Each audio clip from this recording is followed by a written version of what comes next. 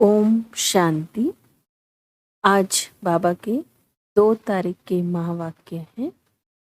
बाबा ने आज कहा, मीठे बच्चे, यह नॉलेज बिल्कुल शांति की है। इसमें कुछ भी बोलना नहीं है, सिर्फ शांति के सागर बाप को याद करना है। प्रश्न है, उन्नति का आधार क्या है? बाप की शिक्षाओं को धारण कब कर सकेंगे? उत्तर में बाबा ने कहा, उन्नति का आधार है लव, प्यार। एक बाप से सच्चा प्यार चाहिए। नजदीक रहते भी यदि उन्नति नहीं होती तो जरूर लव की कमी है। लव हो तो बाप को याद करें। याद करने से सब शिक्षाओं को धारण कर सकते हैं। उन्नति के लिए अपना सच्चा सच्चा चार्ट लिखो।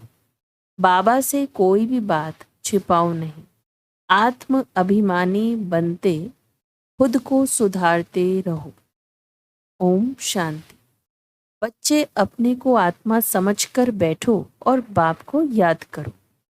बाबा पूछते हैं, जब भी कहाँ सभा में भाषण करते हो तो घड़ी घड़ी यह पूछते हो कि तुम अपने को आत्मा समझते हो या देह? अपने को आत्मा समझकर यहाँ बैठो। आत्मा ही पुनर्जन्म में आती है। अपने को आत्मा समझ परमपिता परमात्मा को याद करो। बाप को याद करने से ही तुम्हारे विकर्म विनाश होंगे। इसको योग अग्नि कहा जाता है। निराकार बाप निराकारी बच्चों को कहते हैं, मुझे याद करने से तुम्हारे पाप कट जाएंगे और तुम पावन बन जाएंगे।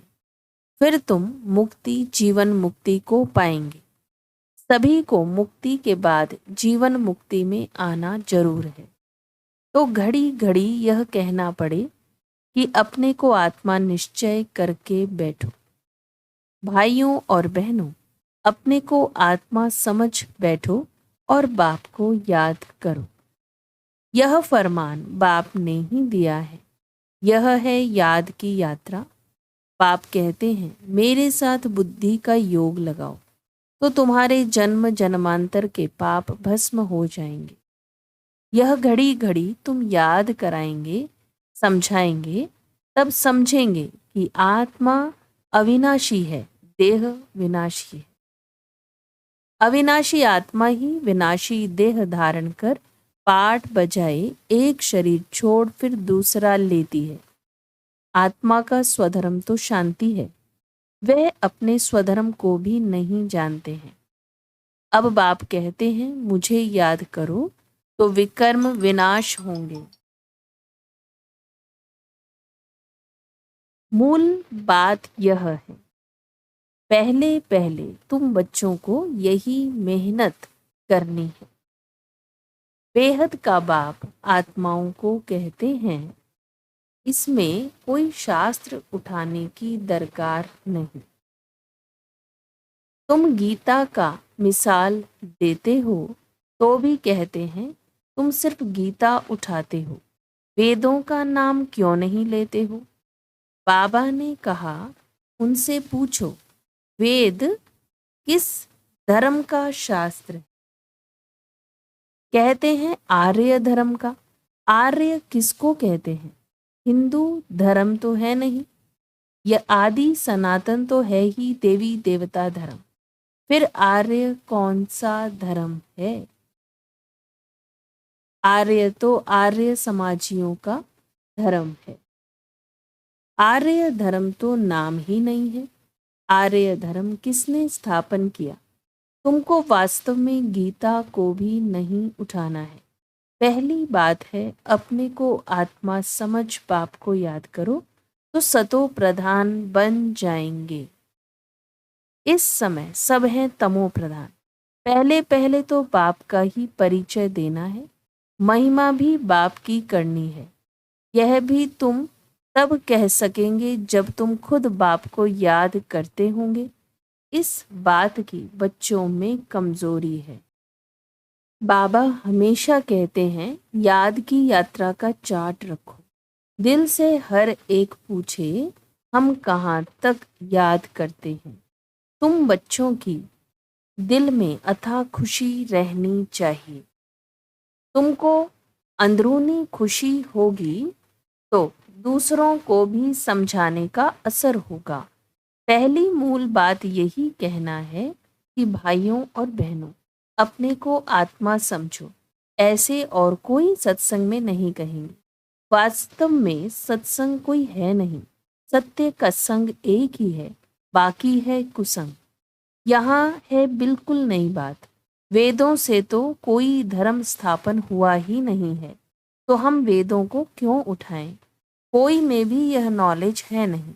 खुद ही कहते हैं नेति नेति, अर्थात हम नहीं जानते हैं, तो नास्तिक हुए ना। अब बाप स्वयं कहते हैं आस्तिक बनो, अपने को आत्मा समझो। यह बातें गीता में कुछ हैं, वेदों में है नहीं। वेद उपनिषद तो ढेर हैं, अब वह किस धर्म का शास्त्र है? मनुष्य तो अपनी बातें करते हैं, तुमको किसका भी सुनना नहीं है। बाप तो सहज समझाते हैं, अपने को आत्मा समझ बाप को याद करो तो पावन बन जाएंगे। इसलिए वर्ल्ड की हिस्ट्री ज्योग्राफी को जानना है। तुम्हारा यह त्रिमूर्ति गोला है मुख्य, इनमें सब धर्म आ जाते हैं। पहले पहले है देवी देवता धर्म। बाबा ने कहा है त्रिमूर्ति गोला बड़ा बड़ा बनाकर दिल्ली के मुख्य स्थान पर, जहाँ आना जाना बहुत हो, वहां लगा दो। 3 शीट पर हो। सीढ़ी में तो और धर्मों का नहीं आता है। मुख्य यह 2 चित्र हैं, समझाना ही इस पर है। पहले है बाप का परिचय। बाप से ही वर्षा मिलता है। इस बात का निश्चय कराने बगैर तुम्हारा कुछ भी कोई समझ नहीं सकेगा।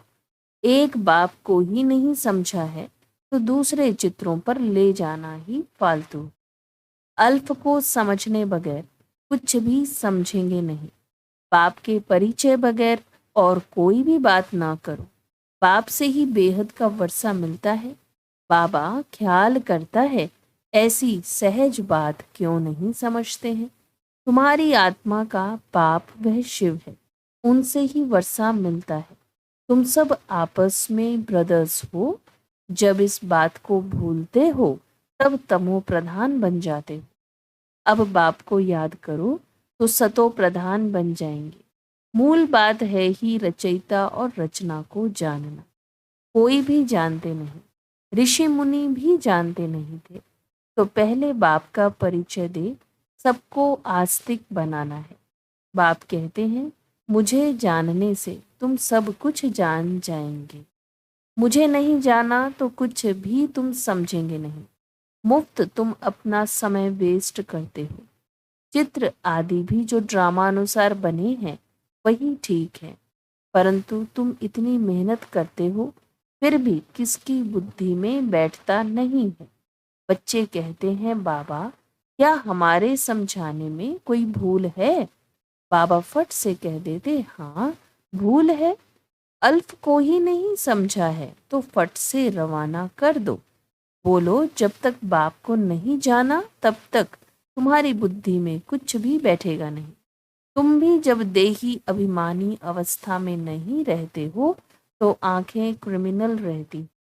सिविल तब बनेंगी जब अपने को आत्मा समझेंगे। देही अभिमानी होंगे तो फिर तुमको आंखें धोखा नहीं देंगी। देही अभिमानी नहीं तो माया धोखा देती रहेगी। इसलिए पहले तो आत्म अभिमानी बनो। बाबा कहते हैं अपना चार्ट दिखाओ तो मालूम पड़े। अगर अभी तक झूठ पाप गुस्सा है तो अपना ही सत्यानाश करते। बाबा चार्ट देख कर समझ जाते हैं कि यह सत्य लिखा है या अर्थ भी नहीं समझा है। सब बच्चों को बाबा कहते हैं चार्ट लिखो। जो बच्चे योग में नहीं रहते वे इतनी सर्विस भी नहीं कर सकते। जौहर नहीं भरता है। भल बाबा कहते हैं कोटों में कोई निकलेगा, परंतु जब तुम खुद ही योग में नहीं रहते तो दूसरों को फिर कैसे कहेंगे? सन्यासी कहते हैं सुख काग विष्ठा समान है, वह सुख का नाम ही नहीं लेते हैं। तुम जानते हो भक्ति अथाह है, उसमें कितनी आवाज है। तुम्हारी नॉलेज तो बहुत शांति की है। बोलो, शांति का सागर तो बाप ही है। अपने को आत्मा समझ बाप को याद करना है।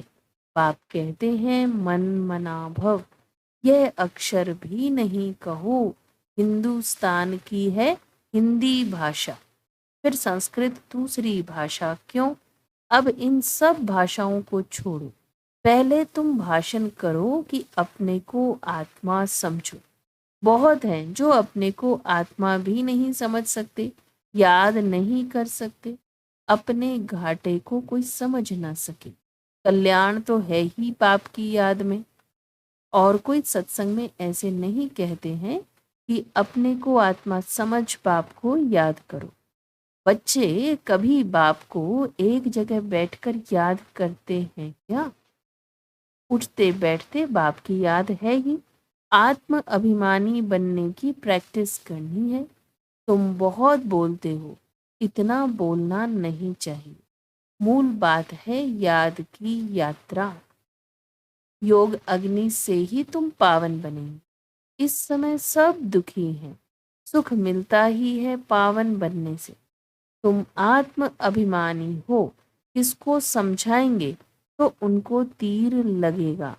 कोई खुद विकारी हैं और किसको कहें निर्विकारी बनो तो उनको तीर नहीं लगेगा।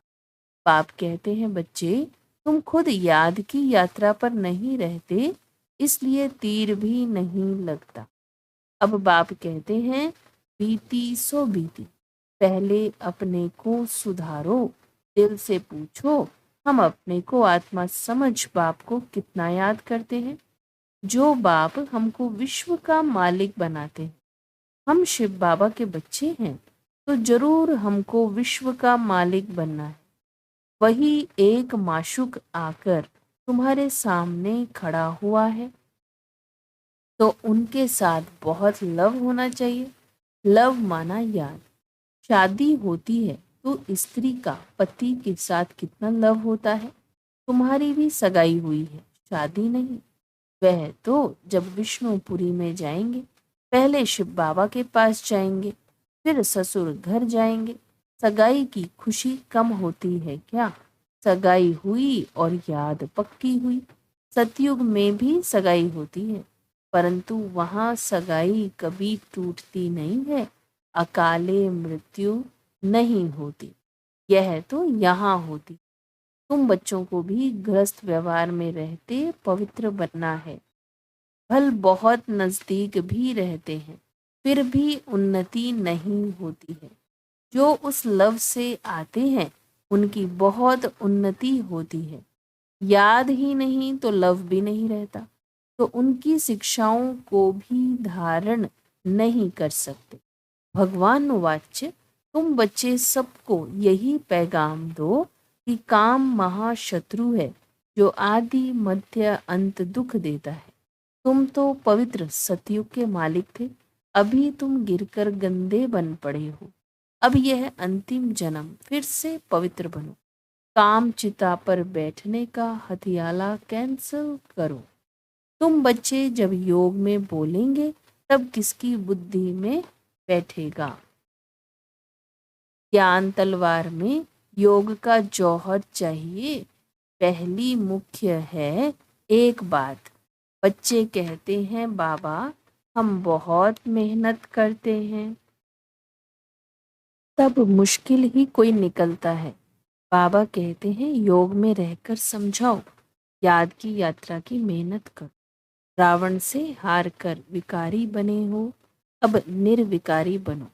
बाप की याद से तुम्हारी सब मनोकामनाएं पूर्ण हो जाएंगी।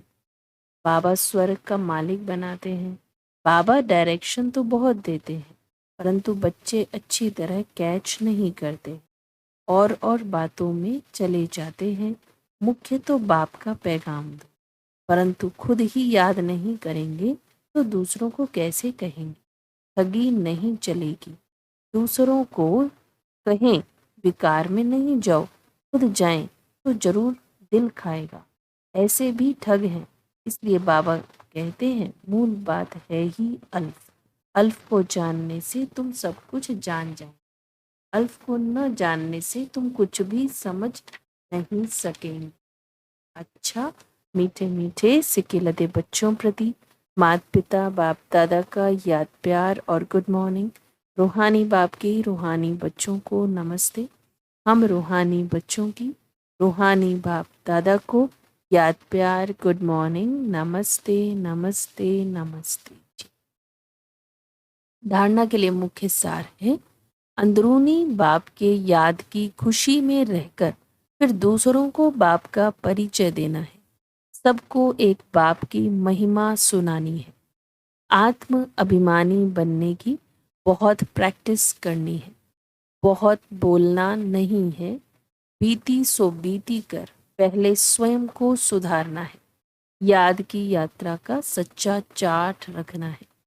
वरदान है, ब्राह्मण जीवन में वैरायटी अनुभूतियों द्वारा रमणीकता का अनुभव करने वाले संपन्न आत्मा भव।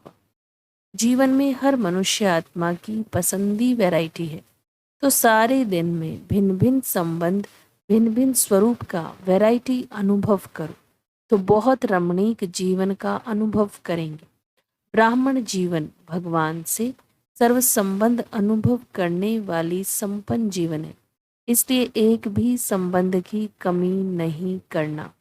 अगर कोई छोटा या हल्का आत्मा का संबंध मिक्स हो गया तो सर्व शब्द समाप्त हो जाएगा। जहाँ सर्व है वहाँ ही संपन्नता है। इसलिए सर्व संबंधों से स्मृति स्वरूप बनो। स्लोगन है, बाप समान अव्यक्त रूपधारी बन प्रकृति के हर दृश्य को देखो तो हलचल में नहीं आएंगे। आज का अव्यक्त इशारा है, आपने आह्वान किया है कि पुरानी दुनिया जाए और नई दुनिया आए, तो जरूर नीचे ऊपर होगी तब तो जाएगी। इसलिए कुछ भी हो आपको बेफिक्र बनना है। पुरानी दुनिया में पुराने मकान में जरूर कभी कुछ टूटेगा, कुछ गिरेगा। Nothing new. यह सब होना ही है, हो रहा है और हम बेफिक्र बादशाह हैं। अच्छा, ओम शांति।